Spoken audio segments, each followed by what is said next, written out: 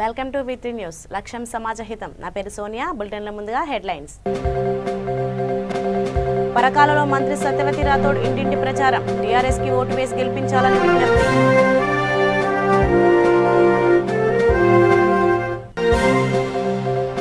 పంట కొనుగోలు చేయకపోవడంపై ఆగ్రహం వ్యక్తం చేసిన ఎంపీ. నకరేకల్లో మెరుపు దీక్షకు దిగిన కోమటిరెడ్డి వెంకటరెడ్డి.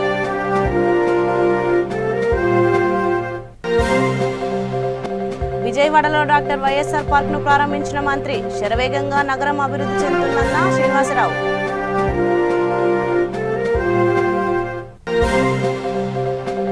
ధూళిపాల నరేంద్ర అరెస్ట్ ను తీవ్రంగా ఖండించిన పాలకొల్లు ఎమ్మెల్యే. సీఎం జగన్ కక్షపూరితంగా వ్యవహరిస్తున్నారన్న నిమ్మల రామానాయుడు. వరంగల్ కాకతీయ యూనివర్సిటీలో ఉద్రిక్తత. హాస్టల్ ఖాళీ చేయాలన్న సిబ్బంది, ఆందోళనకు దిగిన విద్యార్థులు. ఇక వివరాల్లోకి వెళ్తే, వరంగల్ కార్పొరేషన్ ఎన్నికలలో టీఆర్ఎస్ అభ్యర్థులకు మద్దతుగా మంత్రి సత్యవతి రాథోడ్ ఇంటింటి ప్రచారానికి శ్రీకారం చుట్టారు. పరకాల నియోజకవర్గ పరిధిలోని 16వ డివిజన్లో టీఆర్ఎస్ పార్టీ అభ్యర్థి మనీషాకు మద్దతుగా ఇంటింటికి ప్రచారాన్ని పరకాల ఎమ్మెల్యే చల్లా ధర్మారెడ్డి స్థానిక నేతలతో కలిసి సత్యవతి రాథోడ్ ప్రచారాన్ని నిర్వహించారు. ఈ సందర్భంగా ఆమె మాట్లాడుతూ, ఎన్నికలు రాగానే కొన్ని పార్టీలు పెద్ద పెద్ద మాటలు చెబుతాయని, తర్వాత చేసేది శూన్యమని విమర్శించారు. కానీ సీఎం కేసీఆర్ ఇచ్చిన మాట మేరకు అభివృద్ధి చేసి చూపిస్తారని వెల్లడించారు. పేదల సంక్షేమమే ధ్యేయంగా పనిచేస్తున్న టీఆర్ఎస్ పార్టీకి ఓటు వేసి భారీ మెజార్టీతో గెలిపించాలని కోరారు.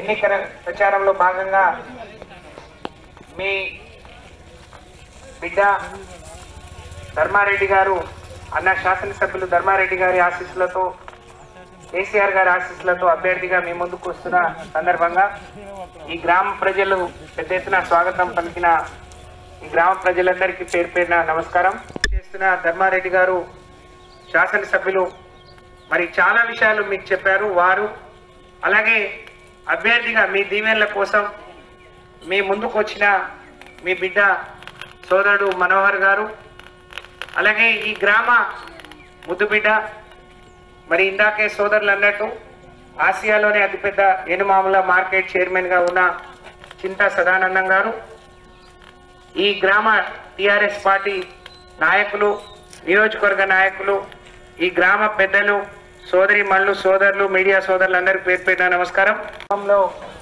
ఎన్నికల ప్రచారంలో భాగంగా మీ బిడ్డ ధర్మారెడ్డి గారు, అన్న శాసనసభ్యులు ధర్మారెడ్డి గారి ఆశీస్సులతో, కేసీఆర్ గారి ఆశీస్సులతో అభ్యర్థిగా మీ ముందుకు వస్తున్న సందర్భంగా ఈ గ్రామ ప్రజలు పెద్ద ఎత్తున స్వాగతం పలికిన ఈ గ్రామ ప్రజలందరికీ పేరు పేరున నమస్కారం చేస్తున్న ధర్మారెడ్డి గారు శాసనసభ్యులు మరి చాలా విషయాలు మీకు చెప్పారు. వారు అలాగే అభ్యర్థిగా మీ దీవెనల కోసం మీ ముందుకు వచ్చిన మీ బిడ్డ సోదరుడు మనోహర్ గారు, అలాగే ఈ గ్రామ ముద్దుబిడ్డ, మరి ఇందాకే సోదరులు అన్నట్టు ఆసియాలోనే అతిపెద్ద ఎనుమాముల మార్కెట్ చైర్మన్గా ఉన్న చింతా సదానందం గారు, ఈ గ్రామ టీఆర్ఎస్ పార్టీ నాయకులు, నియోజకవర్గ నాయకులు, ఈ గ్రామ పెద్దలు, సోదరిమణులు. అకాల వర్షానికి తడిసిన ధాన్యం కొనుగోలు వెంటనే ప్రారంభించాలని డిమాండ్ చేశారు భువనగిరి ఎంపీ కోమటిరెడ్డి వెంకటరెడ్డి. నల్గొండ జిల్లా నకరేకల్ మార్కెట్ యార్డును సందర్శించిన ఆయన తడిసిన వరి ధాన్యాన్ని పరిశీలించి నెల రోజుల నుండి మార్కెట్ యార్డుకు ధాన్యం వస్తున్నా ఎందుకు కొనుగోలు ప్రారంభించలేదని అధికారులను నిలదీశారు. వెంటనే ధాన్యం కొనుగోలు ప్రారంభించాలని డిమాండ్ చేశారు. నెల రోజుల నుండి వస్తున్న ధాన్యాన్ని కొనుగోలు విషయంలో అలసత్వం వహిస్తున్న అధికారుల ప్రభుత్వ తీరును నిరసిస్తూ ఆయన మార్కెట్ యార్డులోనే మెరుపు దీక్షకు దిగారు. దీంతో పరిస్థితి అక్కడ ఉద్రిక్తంగా మారింది. ధాన్యం కొనుగోలు ప్రారంభించే వరకు తాను దీక్ష విరమించడాన్ని కోమటిరెడ్డి వెంకటరెడ్డి స్పష్టం చేయడంతో ఒక్కసారిగా రాజకీయ వేడి రాజుకుంది.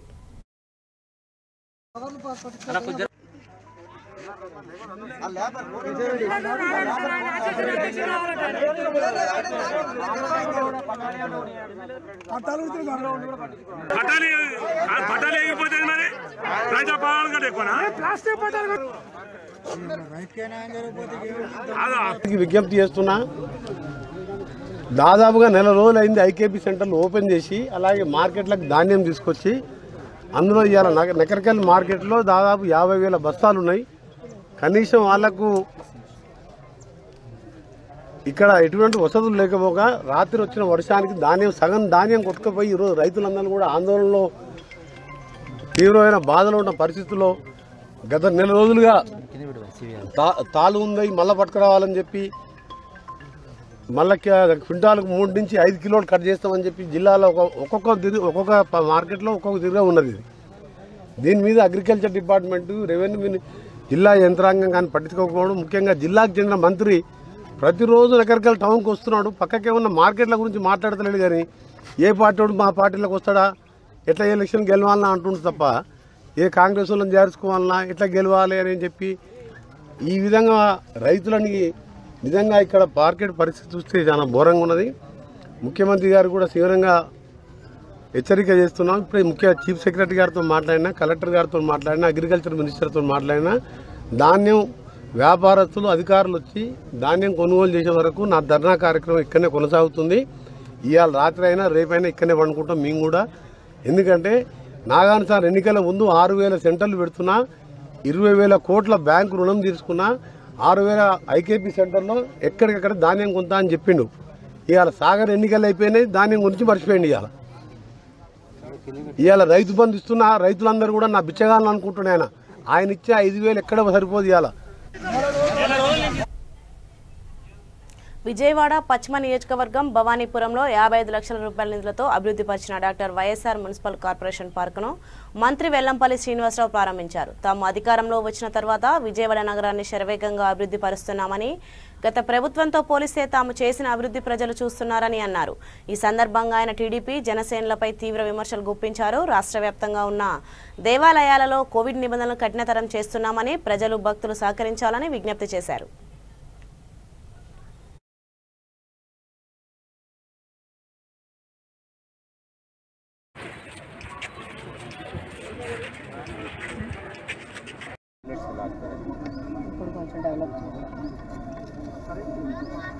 ఈరోజు భవానీపురంలోని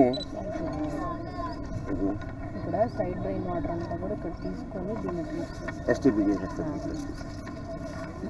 అందరికీ నమస్కారం. ఈరోజు 42వ డివిజన్లోని నూతనంగా ఈరోజు డాక్టర్ వైఎస్ రాజశేఖర రెడ్డి గారి పార్కుని ఈరోజు ప్రారంభించడం జరిగింది. సుమారు 55 లక్షల వ్యయంతో ఈ యొక్క పార్కు పూర్తిగా కూడా దీన్ని నిర్మించడం జరిగింది. ముఖ్యంగా దీంట్లో వాకింగ్ ట్రాక్ వచ్చేసి 400 మీటర్ల వాకింగ్ ట్రాక్ ఉంది, ఓపెన్ జిమ్ ఎక్విప్మెంట్ ఉంది, చిల్డ్రన్స్ ప్లే ఎక్విప్మెంట్ ఉంది, సిట్టింగ్ ప్లాజాస్ ఉన్నాయి, గ్రీనరీ ఉంది, చక్కటి లైటింగ్ కూడా పెట్టారు, షటిల్ కోర్టులు ఉన్నాయి. దీంట్లో ముఖ్యంగా దీంట్లో ఏంటంటే ఇక్కడ ఉన్న డ్రైనేజీ వాటర్ను కూడా శుద్ధి చేసి, అంటే ఎస్టీపీ ప్లాంట్ ద్వారా మళ్ళీ ఈ యొక్క పార్క్ నిర్వహణకి వాటర్ వాడే విధంగా కూడా దీంట్లో స్పెసిఫిక్గా పెట్టడం జరిగింది. ఈ యొక్క ప్రభుత్వం ఏర్పడ్డాక అన్ని రోడ్లు కానీ, ముఖ్యంగా ఇదంతా హౌసింగ్ బోర్డ్ ఏరియా, వీళ్ళందరికీ కూడా చక్కగా ఆహ్లాదకరంగా ఉండాలని చెప్పని, ఆరోగ్యంగా ఉండాలని చెప్పని వాకింగ్ ట్రాక్ కావచ్చు, చక్కటి గ్రీనరీ. ఈరోజు ప్రతి ఒక్కటి అభివృద్ధిని ఒక పక్కన చేసుకుంటూ వెళ్ళి సంక్షేమ పథకాలు కూడా ప్రజలకు అందిస్తూ అన్ని విధాలు కూడా ఈ ప్రభుత్వం అభివృద్ధి ప్రణాళికల్లో ముందు ఉండదు అని చెప్పడానికి ఇది ఒకటి నిదర్శనం కూడా మనం చెప్పుకోవచ్చు. గతంలో అయితే గత 5 సంవత్సరాలు అయితే కనుక విజయవాడ నగరాన్ని అసలు ఎక్కడా కూడా అభివృద్ధికి నోచునోకేంటో చంద్రబాబు నాయుడు దుర్మార్గంగా పరిపాలన చేసి మనం చూసాం. తెలుగుదేశంలో ఇక్కడ మేయర్లు చేశారు, కార్పొరేటర్లు చేశారు, అదేవిధంగా ఎంపీలు చేశారు, ఎమ్మెల్యేలు చేశారు. వైఎస్ఆర్ పార్టీ నుంచి తెలుగుదేశానికి అభివృద్ధి అని చెప్పని మారిపోయిన ఎమ్మెల్యేలు మనం చూసాం. టీడీపీ నేత మాజీ ఎమ్మెల్యే ధూళిపాల నరేంద్రను ఏసీబీ అధికారులు నోటీసు లేకుండా అక్రమంగా అరెస్ట్ చేయడాన్ని పశ్చిమ గోదావరి జిల్లా పాలకొల్లు ఎమ్మెల్యే నిమ్మల రామానాయుడు ఖండించారు. వైసీపీ ప్రభుత్వం సుప్రీంకోర్టు ఇచ్చిన ఉత్తర్వులు అనుమానితులకు 41 నోటీసు ఇవ్వాలని ఉన్న ఉత్తర్వులను ఖాతరు చేయకుండా ధూళిపాల నరేంద్రను అర్ధరాత్రి అక్రమ అరెస్ట్ రాజ్యాంగ విరుద్ధమన్నారు. ప్రపంచం మొత్తం కరోనా చుట్టూ తిరుగుతుంటే రాష్ట్ర ముఖ్యమంత్రి జగన్ మాత్రం కక్షలు, కేసులు, అక్రమ అరెస్టుల చుట్టూ తిరుగుతున్నారన్నారు. తెలుగుదేశం పార్టీ నాయకులను టార్గెట్ చేసి ముఖ్యమంత్రి జగన్ అక్రమ అరెస్టులు చేస్తున్నారని, దీనికి త్వరలోనే జగన్ తగిన మూల్యం చెల్లిస్తారని మండిపడ్డారు.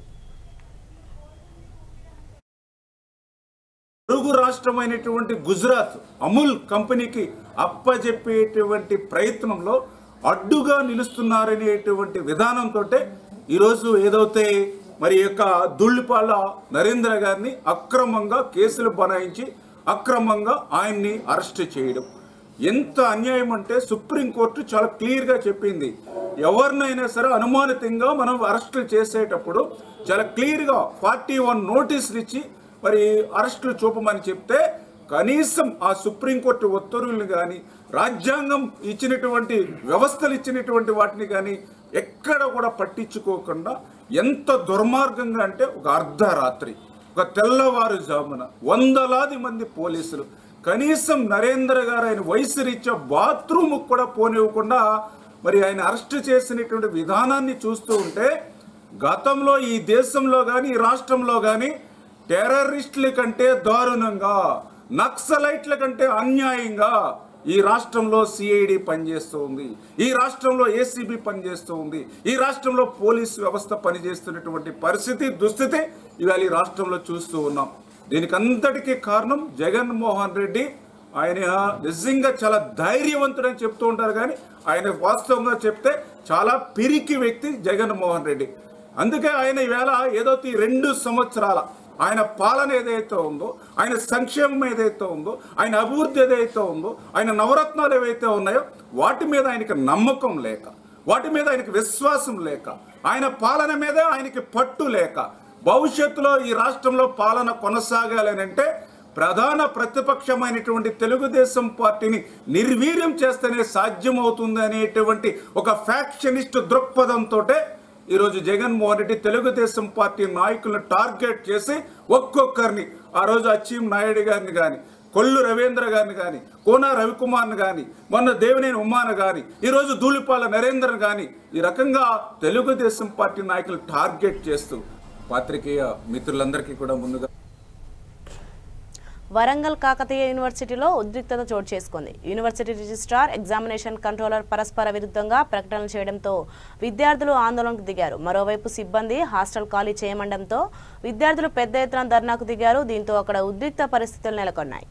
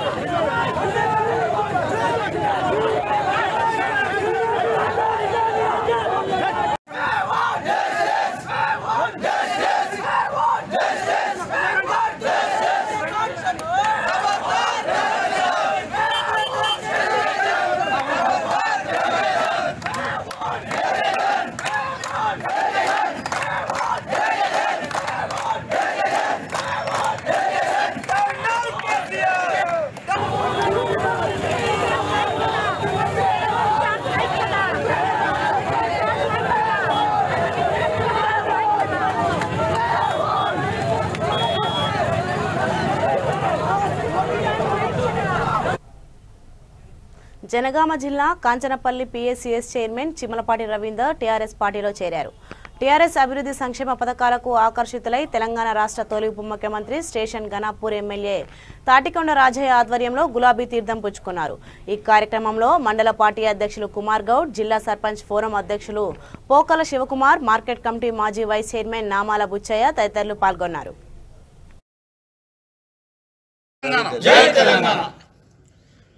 ఈరోజు ప్రియతమ ముఖ్యమంత్రి కల్వకుంట్ల చంద్రశేఖరరావు గారి నాయకత్వంలో వారు ముఖ్యమంత్రిగా గత 6-7 సంవత్సరాల నుండి చేసిన ప్రజాహిత సంక్షేమ అభివృద్ధి కార్యక్రమాలకు, అదేవిధంగా సహకార సంఘాలను బలోపేతం చేయడమే కాకుండా దాదాపు ఈ ఒక్క సంవత్సరంలోనే అవిభక్త వరంగల్ జిల్లాలో 34 కోట్ల రూపాయల లాభాన్ని ఆర్జించి వాణిజ్య బ్యాంకులకు సమకాలంగా ఈరోజు సహకార బ్యాంకులు కూడా పనిచేయడం జరుగుతుంది. తక్కువ వడ్డీలో మరి రైతులకు రుణాలు ఇవ్వడమే కాకుండా వ్యవసాయ పనిముట్లైన ట్రాక్టర్ కానీ, డోజర్ కానీ, హార్వెస్టర్ కానీ, ఇతరత్ర వ్యవసాయ పనిముట్లు సబ్సిడీ కింద ప్రభుత్వ సబ్సిడీ వాడుకుంటూ ప్రభుత్వం తక్కువ వడ్డీతో సహకార సంఘాల ద్వారా ఇవ్వడానికి ఏర్పాటు చేస్తూ ఉంది. వీటన్నిటినీ ఆకర్షితులై మరి రవీందర్ జీ పిఎస్సిఎస్ చైర్మన్ రఘునాథ్పల్లి మండలము కంచనపల్లి సహకార సంఘం నుండి వారు టీఆర్ఎస్ పార్టీ కాంగ్రెస్ పార్టీ మద్దతుతో గతంలో గెలవడం జరిగింది. ఈరోజు కేసీఆర్ చేసే సంక్షేమ అభివృద్ధి కార్యక్రమాలకు ఆకర్షితులై సహకార సంఘం చేస్తున్న రైతు బంధు కార్యక్రమాలకు ఆకర్షితులై ఈరోజు మరి టీఆర్ఎస్ పార్టీలో చేరడం జరిగింది. వారిని హృదయపూర్వకంగా పార్టీలోకి ఆహ్వానిస్తూ ఉన్నారు. తప్పకుండా వారి నాయకత్వంలో సహకార సంఘం కంచనపల్లి అన్ని రకాల అభివృద్ధి చేయడానికి పార్టీ పరంగా, ప్రభుత్వ పరంగా అన్ని రకాలుగా రవీందర్ జీని మరి తప్పకుండా సహకరిస్తానని, అన్ని రకాల వారిని ముందుకు తీసుకుపోతానని చెప్పేసి తెలియజేసుకుంటూ మరొకసారి వారిని టీఆర్ఎస్ పార్టీలోకి ఆహ్వానించడం జరుగుతుంది. జై తెలంగాణ, జై తెలంగాణ, జై తెలంగాణ, జై తెలంగాణ. రాజన్న నాయకత్వం.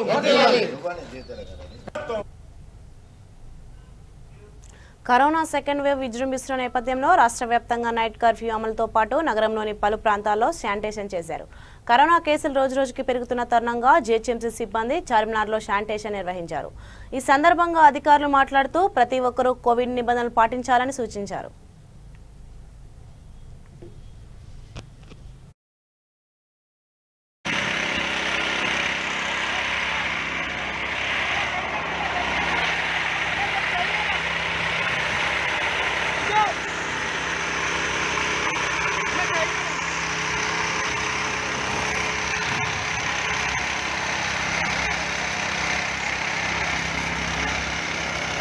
मार्शल जीएचएमसी बुद्धा भवन हम लोग शाम को 8 बजे से लेके सुबह 8 बजे तक 24/7 सैनिटाइजर कर रहे हैं। अभी शाम को 8 बजे चारमीनार से लेके मक्का मस्जिद, high court road, zoo park road start किया है। अभी 3 इलाका हो गया है, चौथा इलाका में अभी जा रहे हैं। अभी रात भर आप लोग ये सैनिटाइज कर लेते हुए फिर रहे हैं या नहीं? अभी यहाँ से रुक के सुबह में फिर निकलेंगे? रात भर 24/7 है, 2 टीम काम कर रहे हैं। एक सुबह 8 बजे से लेके शाम को 8 बजे तक, एक दूसरा शाम को 8 बजे से लेके सुबह 8 बजे। ये टोटल कितने गाड़ियाँ हैं डीआरएफ के और कितनी टीम पूरा जो वर्क कर रही है आपकी?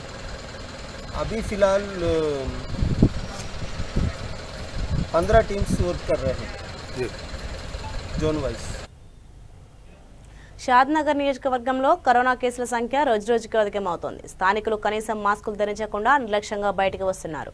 మున్సిపాలిటీ అధికారులు, సిబ్బంది ఎంతగా హెచ్చరిస్తున్నా స్థానికులకు చెవిన పడడం లేదు. ఇలాగే నిర్లక్ష్యంగా వ్యవహరిస్తే ప్రాణాలకు ముప్పు పొంచి ఉంది. ఇకనైనా ప్రజలు మాస్కులు ధరించి సామాజిక దూరం పాటించాలని municipal chairman Konduru Narender media ద్వారా విజ్ఞప్తి చేశారు.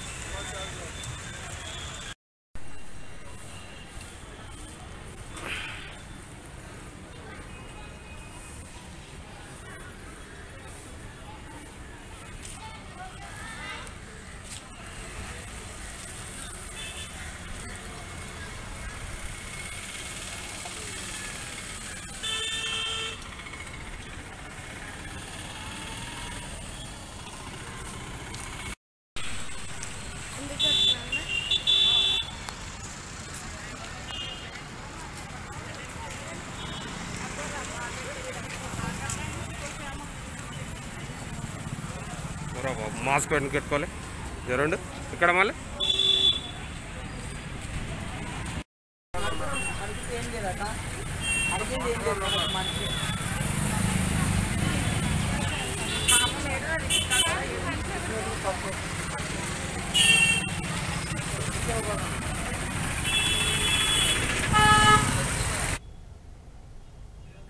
రాజన్న సిరిసిల్ల జిల్లా వేములవాడ శ్రీ రాజరాజేశ్వర స్వామి ఆలయంలో స్వామివారి దర్శనం పునఃప్రారంభించారు. కోవిడ్ సెకండ్ వేవ్ నేపథ్యంలో గత 5 రోజులుగా ఆలయాన్ని మూసివేసి దర్శనం నిలిపివేశారు. తిరిగి కోవిడ్ నిబంధనలు పాటిస్తూ దర్శనానికి ఏర్పాట్లు చేశారు. భక్తులందరూ కోవిడ్ నిబంధనలు పాటించాలని, కరోనా వ్యాప్తి చెందకుండా సహకరించాలని ఆలయ అధికారులు కోరారు.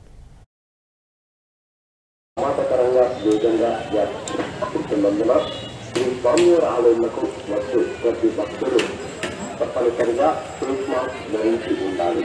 ఫేస్ మాస్క్ ధరించని భక్తులకు ఆలయంలోకి వచ్చుటకు అనుమతి లేదు. మరియు ఫేస్ మాస్క్ ధరించని వారికి ₹1000 జరిమానా విధించబడదు.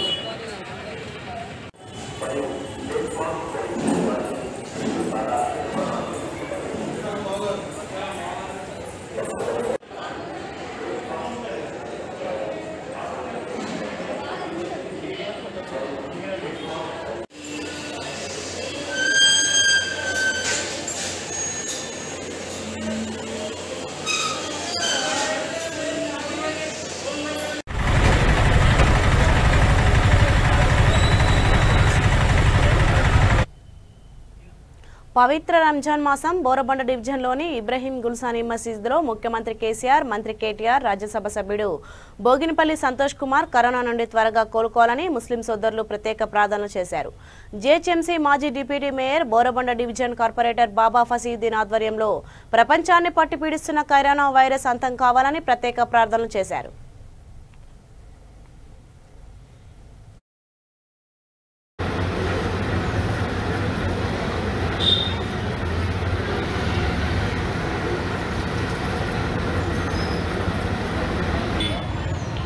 గౌరవ ముఖ్యమంత్రి గారు కేసీఆర్ గారికి కరోనా పాజిటివ్ రావడంతో ఈరోజు బోరబండ డివిజన్ జూబ్లీహిల్స్ నియోజకవర్గంలో ఈరోజు బోరబండలో ఇబ్రాహీం గుల్షనీ మసీదులో ప్రత్యేక ప్రార్థనను శుక్రవారం నమాజ్ తర్వాత ప్రత్యేక ప్రార్థనలు చేయడం జరిగింది. గౌరవ ముఖ్యమంత్రి గారు కేసీఆర్ గారు ఆయుష్ ఆరోగ్యంతో ఉండాలి. అదేవిధంగా త్వరలోనే కరోనా నుంచి మహమ్మారి తేలుకొని తెలంగాణ ప్రజలకు మరింత మెరుగైన సేవలు అందించడంలో ప్రజలకు అదేవిధంగా మంచి సంక్షేమ పథకాలు తీసుకురావడంలో గౌరవ ముఖ్యమంత్రి గారు ఆయుష్ ఆరోగ్యంగా ఉండాలని చెప్పి ఈరోజు ఇబ్రాహీం గుల్షనీ మసీద్ బోరబండలో ప్రత్యేక ప్రార్థన గౌరవ ముస్లిం సహోదరులందరూ మైనార్టీ టీఆర్ఎస్ నాయకులు కూడా చేయడం జరిగింది. ఇక్కడ ముఖ్యంగా ఈరోజు అదేవిధంగా యువ నాయకుడు, యువ కిషోరం, యువకేట మున్సిపల్ ఐటీ శాఖ మంత్రివర్యులు కేటీఆర్ గారికి కూడా కోవిడ్ పాజిటివ్ రావడంతో ఇక్కడ ఇబ్రాహీం గుల్షనీ మసీద్లో అందరూ ముస్లిం సహోదరులు పార్టీలకు అతీతంగా, ఎందుకంటే యువ నాయకుడు ఈరోజు హైదరాబాద్ నగరానికి చేస్తున్న అభివృద్ధిని చూసి అందరూ పార్టీలకు అతీతంగా ఉంచి ముస్లిం సహోదరులందరూ కూడా కేటీఆర్ గారు ఆయుష్ ఆరోగ్యంగా ఉండాలని చెప్పి ప్రత్యేక ప్రార్థన చేయడం జరిగింది. అదేవిధంగా ఎంపీ సంతోష్ కుమార్ గారు ఈరోజు మొక్కల నాటి అదేవిధంగా హరిత తెలంగాణను నిర్మించడంలో భాగస్వామి అయినట్టు, హరిత తెలంగాణ నడిపించడంలో ముందు నడిపిస్తున్నట్టు ఈరోజు గ్రీన్ ఇండియా ఛాలెంజ్ నడిపిస్తూ తెలంగాణ మొత్తాన్ని హరిత తెలంగాణ చేస్తున్నట్టు గౌరవ ఎంపీ వారి సంతోష్ కుమార్ గారు కూడా కోవిడ్ పాజిటివ్ రావడంతో పాటుగా ఆయన కూడా ఆయుష్ ఆరోగ్యంగా ఉండాలని, వాళ్ళ కుటుంబ సభ్యులందరూ కూడా ఆయుష్ ఆరోగ్యంగా ఉండాలని చెప్పి ఈరోజు శుక్రవారం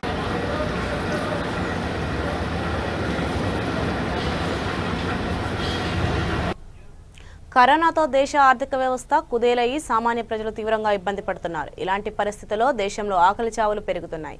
పేదలను ఆదుకోవాల్సిన సమయంలో కేంద్ర ప్రభుత్వం పేదల పొట్టకొట్టే చర్యలు చేపట్టింది. కేంద్ర ప్రభుత్వ విధానాలకు వ్యతిరేకంగా కర్నూలు జిల్లా దేవనకొండ ఎంఆర్ఓ కార్యాలయం ఎదుట రైతు సంఘం ఆధ్వర్యంలో ధర్నా చేపట్టారు. రైతులు వ్యవసాయ రంగంలో ఉపయోగించే అన్ని రకాల వస్తువులపై ధరలు పెంచుతుందని రైతు సంఘం జిల్లా సహాయ కార్యదర్శి జగదీష్ విమర్శించారు. చరిత్రలోనే ఎప్పుడూ లేని విధంగా 50% ఎరువుల ధరలు పెంచిన ఎరువుల ధరల ప్రభావం రైతాంగంపై పడి దేశవ్యాప్తంగా వ్యవసాయ రంగం నష్టపోయే ప్రమాదం ఉందని, పెంచిన ధరలు తగ్గించాలని కోరారు.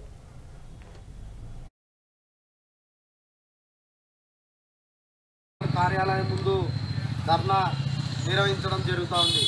ప్రధానంగా ఈ ధర్నా యొక్క ముఖ్య ఉద్దేశం పెంచినటువంటి ఎరువుల ధరలను తగ్గించాలని, వ్యవసాయ రంగాన్ని కాపాడాలని, రైతుల్ని ఆదుకోవాలని ఇప్పటికే గత 10 సంవత్సరాలుగా రైతులు కష్టాల్లోనూ, అప్పుల్లోనూ, నష్టాల్లోనూ ఆత్మహత్యలు చేసుకున్నటువంటి తరుణములు కేంద్ర ప్రభుత్వం గత 3 నెలలుగా వ్యవసాయ రంగం పైన ఉక్కుపాదం మోపుతా ఉంది.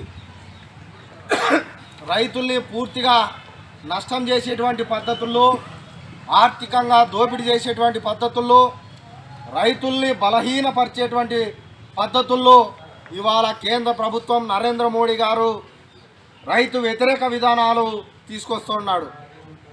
గత 3 నెలల క్రితం పార్లమెంటులో రైతు వ్యతిరేక నల్ల చట్టాలు 3 తీసుకొని వచ్చి వ్యవసాయ రంగాన్ని కార్పొరేట్ శక్తులకు ప్రైవేటీకరణ పేరుతో కార్పొరేట్ యాజమాన్యం సంపాదించుకునే దాని కొరకు నరేంద్ర మోడీ గారు కార్పొరేట్ పరుస్తూ ఉన్నారు.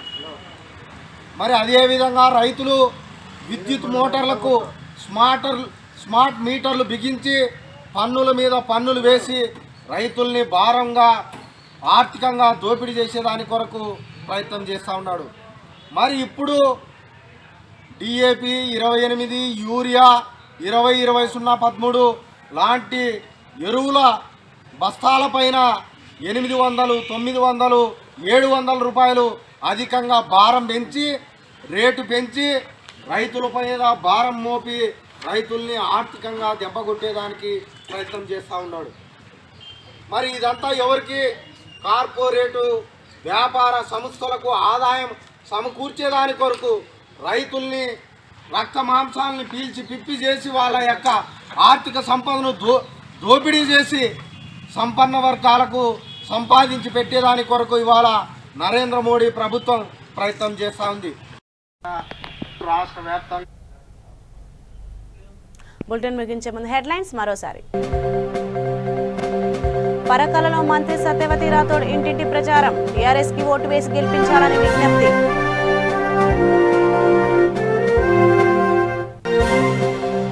పంట కొనుగోలు చేయకపోవడంపై ఆగ్రహం వ్యక్తం చేసిన ఎంపీ, నకరేకల్లో మెరుపు దీక్షకు దిగిన కోమటిరెడ్డి వెంకటరెడ్డి.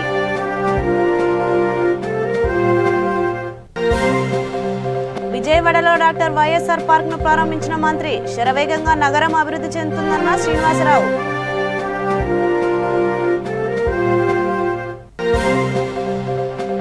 ధూళిపాల నరేంద్రను అరెస్టును తీవ్రంగా ఖండించిన పాలకొల్లు ఎమ్మెల్యే, సీఎం జగన్ కక్షపూరితంగా వ్యవహరిస్తున్నారన్న నిమ్మల రామానాయుడు.